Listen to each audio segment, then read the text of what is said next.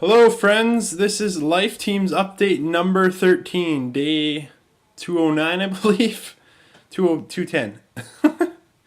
Anyways, guys, it's been a really long time since I've actually posted a legitimate Lifeteams update, and the last time I spoke, I talked about Timberline and being a camp counselor there and what that was going to be like. And now that that's done, I would briefly like to talk about that. So, anyways, I got to be a camp counselor at Timberline. And I ended up not having an LIT, which is the leader and training person. I ended up being with another one of my housemates. But I had four different youth in my cabin, but they made up for like 8. um, it was a really interesting experience being a camp counselor, having people look up to you or rely on you for things, and it was definitely interesting. I learned a lot while I was there. I learned that I don't know how to discipline people, especially my campers that I was with, and the first night I just wanted to go home because I was laying in bed, and one of the kids was sleep talking and snoring and sleepwalking all at the same time. It seemed almost at times, and he would say, he'd be like, ha ha ha, fruit, and he'd laugh about it in his sleep, and it was really, I was just like, oh, I just want to leave. I don't want to be here, and that feeling. It was the first day. I'm just like, why am I here? I feel so awkward. I don't even know these kids. I'm like, ugh. Anyways, that feeling left as the second day came, and I got to build a closer relationship with the youth that I was with, and as well as the other youth, as we got to be at different stations running different things. Like I got to write riflery and the challenge course. Anyways, I don't want to go on too much about Timberline. You could email me or whatever if you want to know more.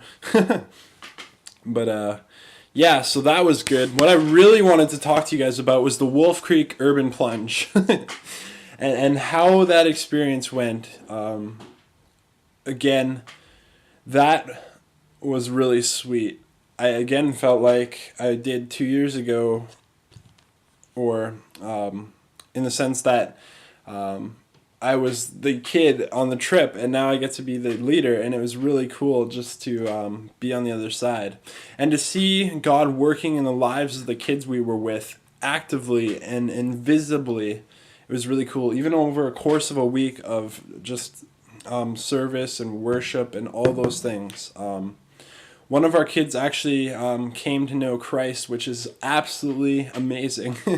one of the youth on the trip, and I had a really beautiful conversations. One of the goals I said last time on my other blog post about the last trip was that I was going to intentionally build relationships right away, and so I did. I overcame that fear I had the first time, and I just dove into it. And so the trip, I think, was better off this time.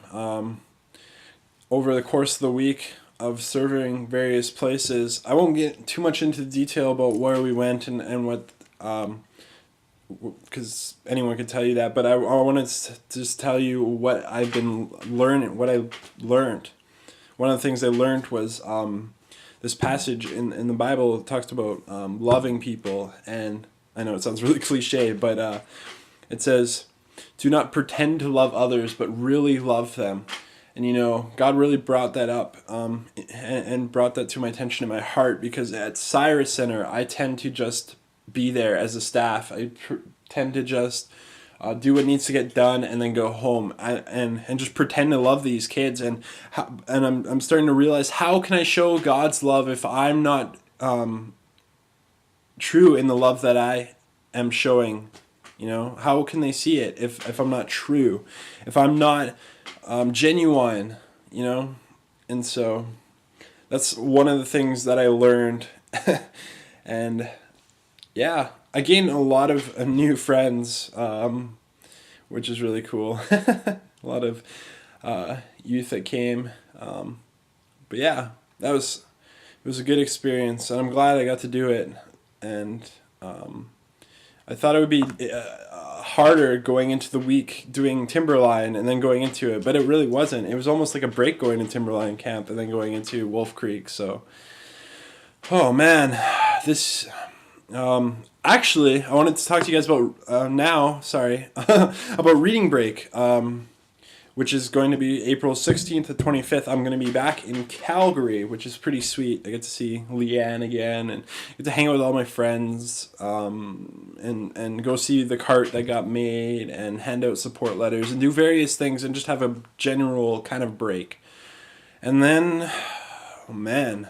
So, oh yeah, if you want to come hang out with me or whatever, text message me or email, Facebook, whatever works.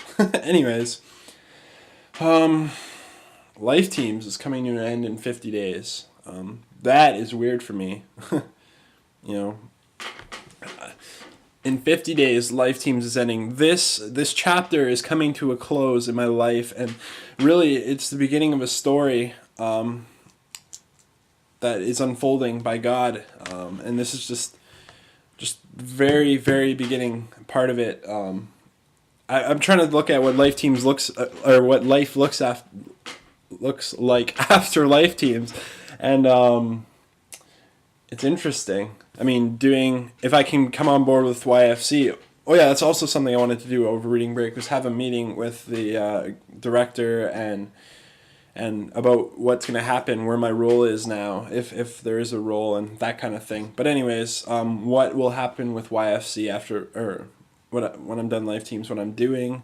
I found a place to stay. I'll tell you about that briefly. One of the other YFC workers that came on the mission trip actually told me about this place that he said he was saving, and that if I went there, rent would be only $175 or whatever. So God is really providing in that way. He's just telling me, just keep trusting him, and he keeps proving himself faithful. But it's going to be scary going back to the normal world and living life. Also, what does this mean for placement for me? I mean, the youth I'm working with, I only have 10 more sessions or so with them, not sessions, but 10 more opportunities to come in and speak, or to come into their into Cyrus Center and to build relationships, whatever that looks like, and as well as run our under discussion group, which is actually going well. And so just a bunch of jumbled thoughts in my head, but that's where I am right now. Anyways, I have a support letter, and I'm going to be handing it out over the break, but if you would like one, feel free to email me or Facebook me or whatever you feel like. And yeah, anyways, I will talk to you guys later. Bye.